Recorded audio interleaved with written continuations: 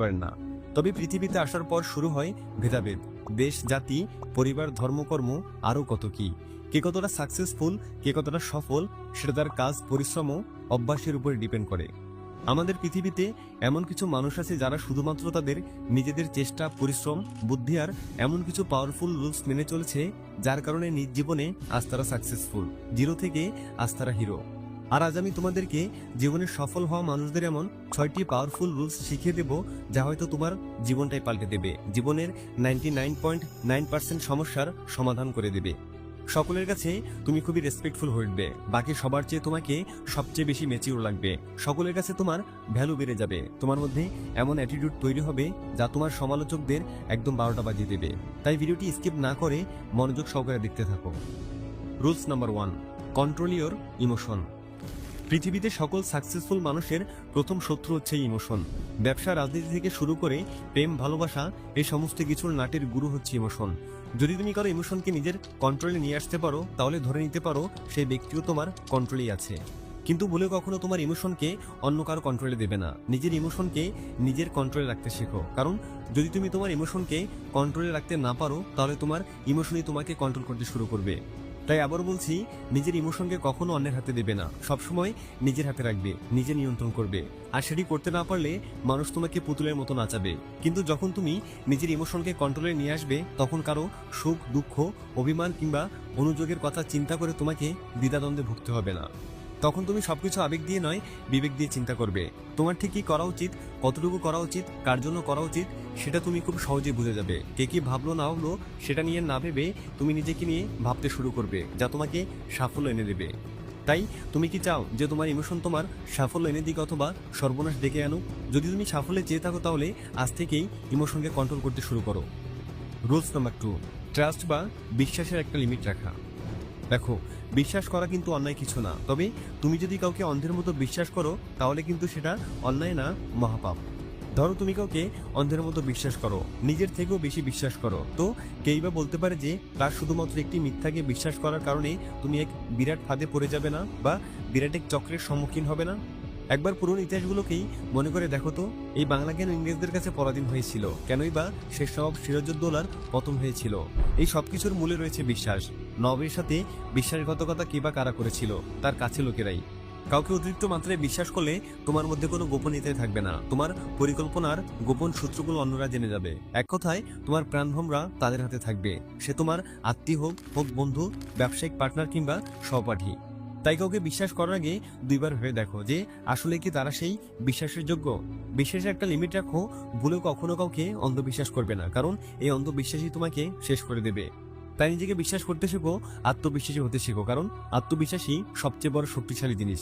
আত্মবিশ্বাসের চেয়ে আর বড় কিছু নেই। আত্মবিশ্বাসের জোরেই সভ্যতা এতটা উন্নত, লুজাররা সাকসেস, জিরোরাজ হিরো। রুলস নাম্বার 3, জেদি হতে শেখো। জীবনে যদি তুমি প্রতিষ্ঠিত হতে চাও তাহলে তোমাকে জেদি হতে হবে।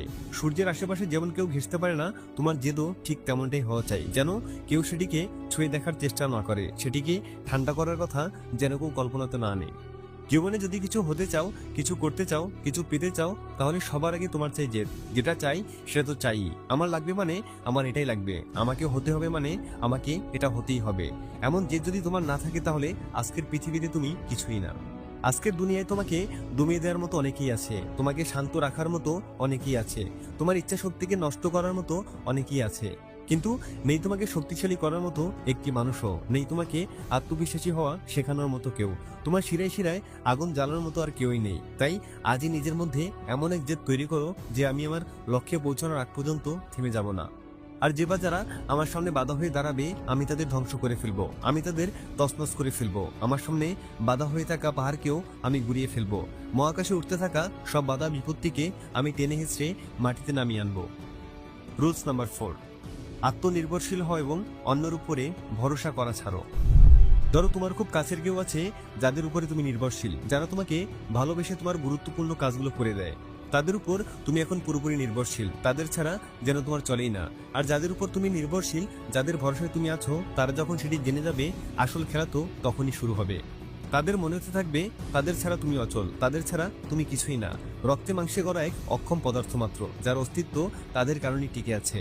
তাই তুমি আজ যাদের উপরে নির্ভরশীল তাদের উপর নির্ভরশীলতা কমিয়ে তাদের থেকে শিক্ষা নাও। যদি তুমি সাঁতার জেনে থাকো তাহলে নিশ্চয়ই তোমাকে কেউ না কেউ সাঁতার শিখিয়েছে, কিন্তু পরবর্তীতে নিজের সাঁতার তোমাকে নিজেকেই করতে হবে। ডুবে যাওয়ার সময় তারা কিন্তু তোমাকে সাহায্য করবে না, যা করার তোমাকে নিজেকেই করতে হবে। প্রত্যেকটা মানুষের জীবনে একজন মেন্টর বা কোচের প্রয়োজন, তবে এটা কেউ ভুলে গেলে চলবে না যে মেন্টররা কখনো যুদ্ধের ময়দানে নামে না, যুদ্ধ তোমাকেই করতে হবে। প্রতিটা ক্রিকেট টিমেরও কিন্তু একজন কোচ আছে, কিন্তু তারা কখনো খেলতে নামে না, দলকেই খেলতে হয়। তিনি তো শুধুমাত্র দলকে খেলতে শেখায়। তাই আমাদের প্রত্যেকের জীবনেই একজন মেন্টর থাকুক, কিন্তু লড়াই তোমাকে একাই করতে হবে। তাই অন্যের প্রতি নির্ভরশীলতা কমিয়ে আত্মনির্ভরশীল হতে থেকো, ইন্ডিপেন্ডেন্ট হতে শেখো। রুলস নাম্বার 5, ভয়কে বিসর্জন দাও। কোনো কিছুতেই ভয় পাওয়া চলবে না, যা হবে সেটা পরে দেখা যাবে, এরকম মানসিকতা তৈরি করো। তুমি কোনো কিছু করতে গেলে তোমাকে ভয় দেখানোর লোকের অভাব থাকবে না। তারা তোমার সাফল্যের পথ না দেখিয়ে তোমার সামনে কি কি বাধা আছে সেগুলো দেখাবে। তারা তোমাকে এমন কিছু কথা বলবে যা তোমার আত্মবিশ্বাসকে মুহূর্তের মধ্যে একদম গুড়িয়ে দেবে। তুমি হতাশাগ্রস্ত হয়ে পড়বে, দ্বিধাদ্বন্দ্বে ভুগতে থাকবে যে আসলে কি আমার দ্বারা হবে, আমি পারবো তো। যখন তুমি কিছু একটা করতে যাবে তখন তোমাকে বাধা দেওয়ার মতো লোকের অভাব থাকবে না, তোমাকে ভয় দেখানোর মতো লোকেরও অভাব থাকবে না, তোমাকে পেছন থেকে টেনে ধরার লোকেরও অভাব থাকবে না। বাঙালির প্রিয় খেলা কি জানো তো? কাবাডি। বাঙালির প্রিয় খেলার মূল বিষয়বস্তু যেমন সকলে মিলে একজনকে টেনে ধরে রাখা, দমিয়ে রাখা, তাকে আটকে রাখা, তেমনি আস্তে আস্তে এটি খেলা থেকে সকলের স্বভাব হয়ে দাঁড়িয়েছে। আর আমাদের জীবনও ঠিক এই খেলার মতোই। একজন কিছু করতে গেলে পেছন থেকে 11 জন তাকে টেনে ধরবে, দুমড়ে মুচড়ে তাকে যে কোনো মূল্যে আটকে দেওয়ার লক্ষ্য নিয়ে তারা দাঁড়িয়ে থাকবে। তাই তোমাকে ওসব টেনে ধরে রাখার ভয়কে দূরে সরিয়ে নিজের মধ্যে হিংস্রতা আনতে হবে। তোমাকে ক্ষিপ্র হতে হবে, যেন তোমাকে পেছন থেকে শুধু টেনে ধরা না, নাম ধরে ডাকতেও তারা দুবার নয় 200 বার ভাবে। রুলস নাম্বার 6, প্রতিদিন নতুন কিছু না কিছু শেখা। কথায় বলে more learn more earn, knowledge is the main power of human. একটু লক্ষ্য করলে দেখবে যারা সফল ব্যক্তি তারা কখনো পূর্বের শিক্ষাকে বারবার চিবাতে থাকে না, তারা নতুন কিছু শিখতে আগ্রহী। রোজ নতুন কিছু জানা, নতুন কিছু শেখা তাদের কাছে সবচেয়ে জরুরি। প্রতিদিন তারা একটু একটু করে শিখে, কিছু না কিছু শিখে, একটু একটু করে তাদের স্কিল বাড়ায়, একটু একটু করে পারফেক্ট হতে থাকে। কারণ তারা জানে বাসি খাবার কারোরই ভালো লাগে না, মুখে যতই বলুক না কেন মন তো আর মানে না। তাই যে বিষয়ে তোমার আগ্রহ আছে সেই বিষয়ে তোমার এতটা জ্ঞান